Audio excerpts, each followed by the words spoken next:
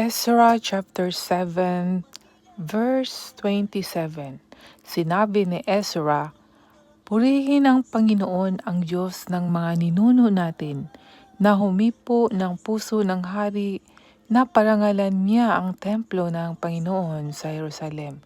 Dahil sa kabutihan sa akin ng Panginoon, mabuti ang pagtrato sa akin ng hari at ng mga tagapayo niya, at pati na ang lahat ng makapangyarihan niyang opisyal.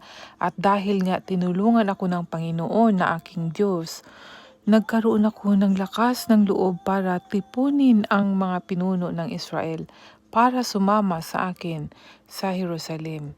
Ito po ay Ezra chapter 7 verse 27 to 28.